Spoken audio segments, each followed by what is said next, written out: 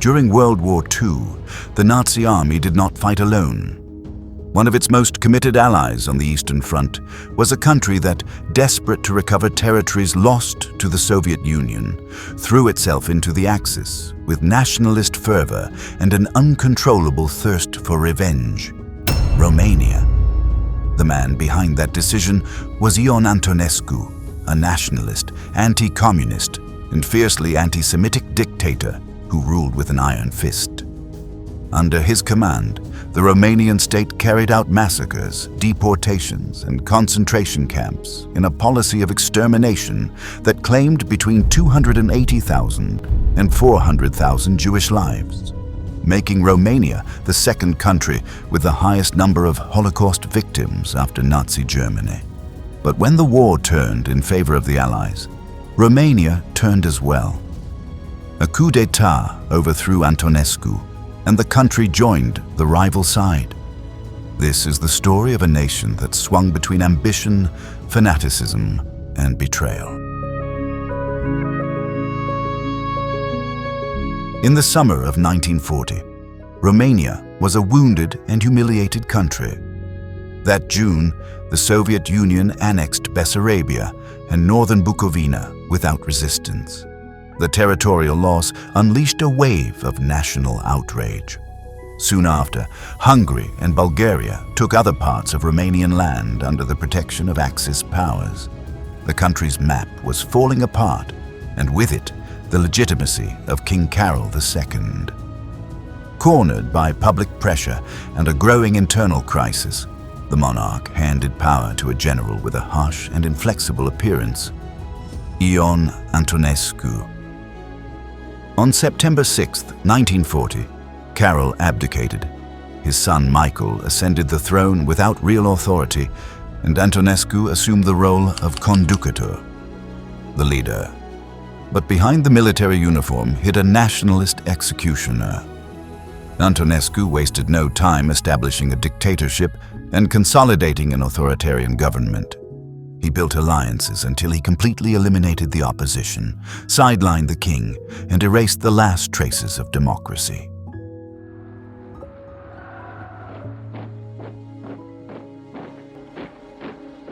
His vision was clear: a strong, ultra-nationalist, anti-communist, and deeply anti-Semitic state. And in that framework, Hitler was more than an ally. He was a model to follow. For that reason, Antonescu quickly set in motion the betrayal of the Jewish people. The signing of the Tripartite Pact in November 1940 sealed Romania's formal entry into the Axis and made the country an obedient partner of the Third Reich. Antonescu saw in Nazi Germany the chance to regain lost territories and to fight his greatest enemy, the Soviet Union. His hatred of communism justified the killing of any resistance, real or imagined. In the name of that crusade, political opponents were persecuted, the state was purged, and the ground prepared for what would come next: ethnic cleansing. Nicknamed by some as the Câinele Roșu, or Red Dog, for his reputation as ruthless and his unwavering loyalty to the army, Antonescu turned Romania into a totalitarian regime. Under his rule, the country didn't just embrace the Axis cause, it embodied it with fanaticism.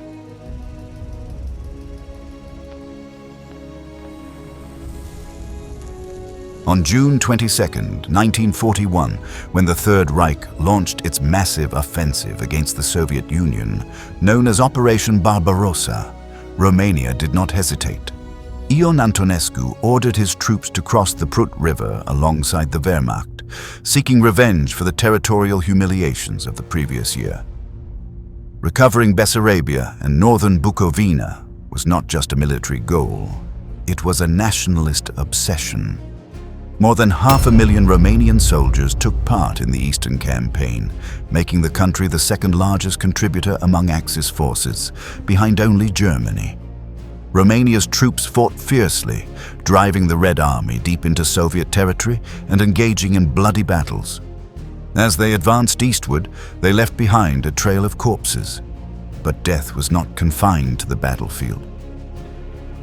lunile din a doua parte a anului 1941, practic după intrarea României în război, din perspectiva comportamentului pe care armata română l-a avut în raport cu populația civilă și din România, dar și din teritoriile ocupate, reprezintă poate una dintre rușinile naționale de care românii nu sunt foarte conștienți. Sunt luni în care, luptând pentru o cauză nobilă, armata română a dat dovada deseori că poate face greșeli impardonabile. The clearest example of these terrible actions was Iași, a university city in northeastern Romania that turned into hell in late June 1941. Just days after Operation Barbarossa began, Antonescu's regime unleashed terror against its own civilians.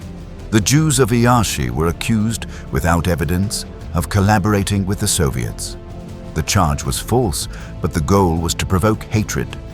The Iași massacre was not spontaneous, it was state policy. Antonescu had given the direct order, clean the city of hostile elements. Romanian troops, police, secret service agents, and even ordinary citizens joined the operation. Within hours, Jewish homes were marked, their residents beaten, stripped, raped, and tortured. There were no battles, no armed resistance. It was simply a human hunt. Yiddish cries were silenced by Romanian machine guns. More than 13,200 Jews were murdered in less than a week. Many were shot in the streets in front of neighbors. Others were beaten to death in their homes. Dozens were forced to dig their own graves. But the horror didn't end there. Thousands of survivors were herded to the train station, crammed into death trains, sealed in wagons without ventilation, water, or food. For days they traveled under the Romanian summer sun. Bodies collapsed on top of each other. Victims died of suffocation, dehydration, or were simply abandoned by a country that had already condemned them.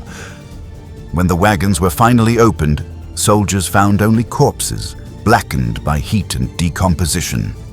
An entire city became a mass grave. The crime was hidden, denied, and distorted for decades. But Iași was not an exception. It was the first major act of the Romanian genocide, a sign of what was to come.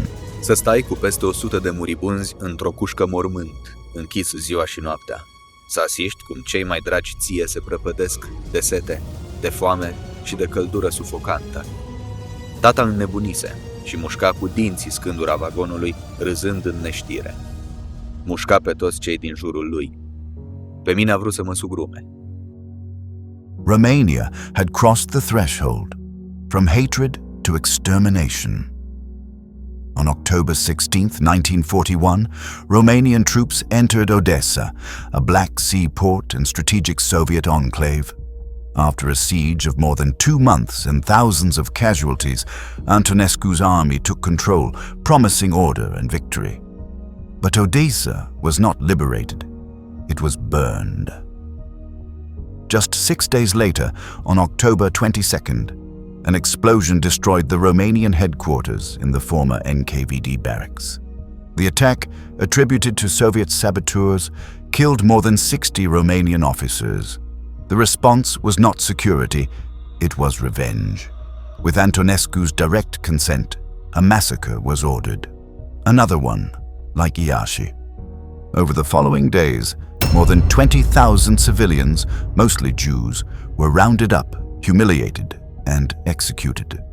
The streets ran red with blood, and the Romanian army turned the city into a cemetery. Prisoners were tied in lines, one behind another. The first was shot, and the rest fell like dominoes. Others were locked in warehouses and barracks, doused in gasoline and set on fire. They burned alive while outside. Propaganda spoke of order. Primele zile după ocuparea Chișinăului dau la iveală ororile săvârșite de regimul bolșevic. Zeci de victime, români uciși fără milă și fără judecată, sunt descoperiți în pivnițele NKVD-ului și îngropați creștinește în mijlocul durerii rudelor.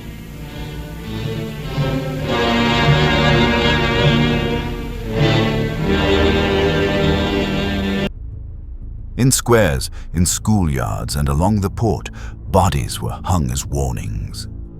Mass execution became the city's landscape. No distinction was made between men, women, or children. In Odessa, killing was not accidental. It was methodical. That city became a brutal warning to other occupied territories, an exemplary punishment signed by the Romanian state. Antonescu not only approved the slaughter, he justified it as a necessary act of ideological cleansing. There was no justice in Odessa, only smoke, ashes, and silence.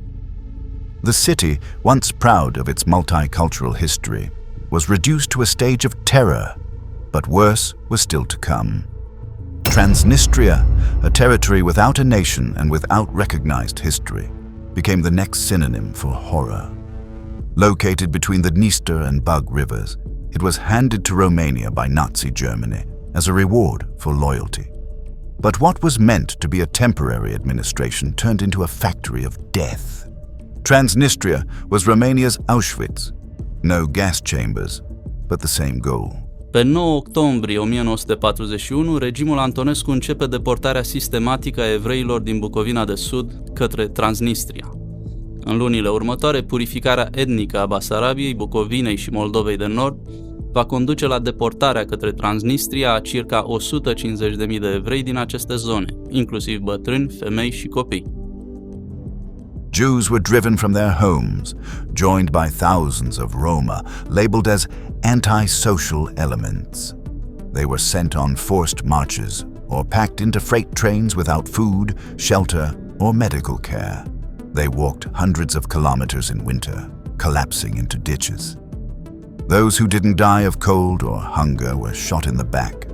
Deportation was not transport, it was execution. Transnistria became a vast open-air prison. Makeshift camps, ghettos without water, lice-infested barracks, abandoned villages filled with hundreds in inhumane conditions. Typhus and cholera did the rest. Romanian authorities encouraged neglect. The sick were left to die. Children perished nameless, and adults worked until they collapsed. Shootings were routine, sometimes ordered, sometimes out of boredom.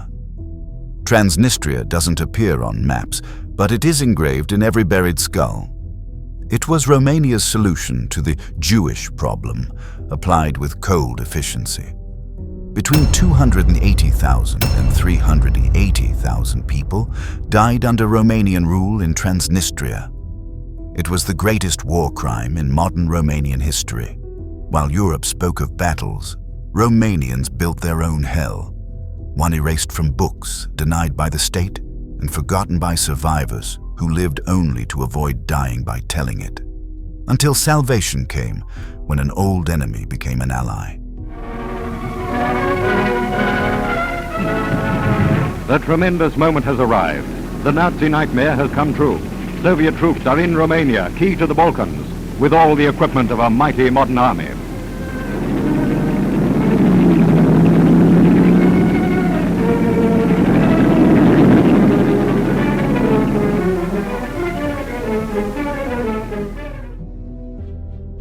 By the summer of 1944, the tide of war was clear.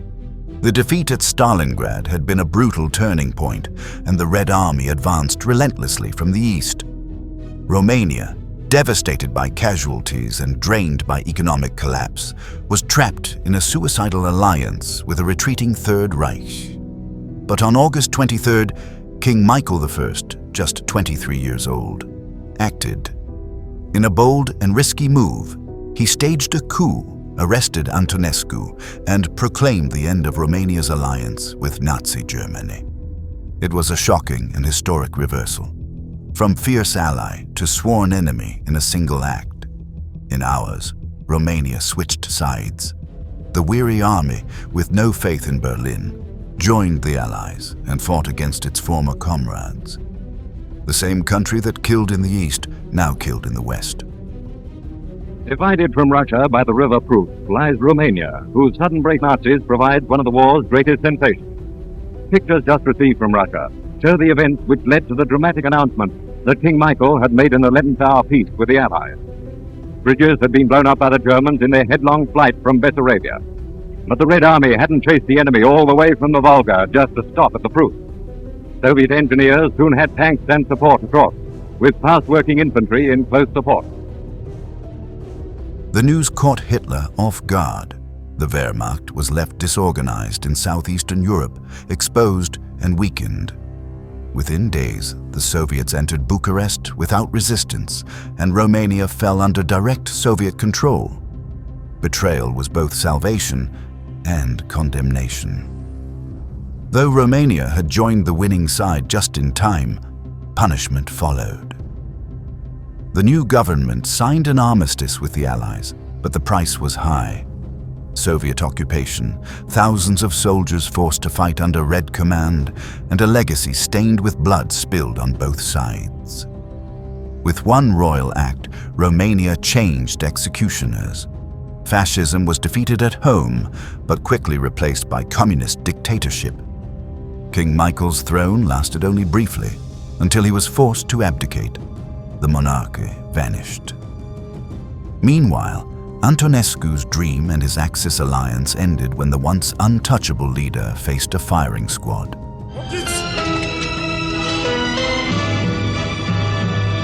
Trăiască România!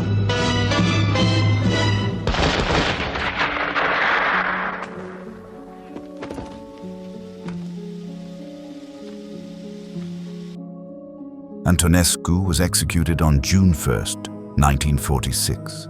But the horrors sown by Romanians before that change continued to fester in the graves, in Transnistria's empty barracks, in Iasi's sealed wagons, and in Odessa's smoking ruins. Romania's story in World War II is that of a country trapped between two giants, choosing hatred and extermination. Under Antonescu, it plunged into genocide with nationalist fervor, carrying out massacres that still haunt Europe's memory.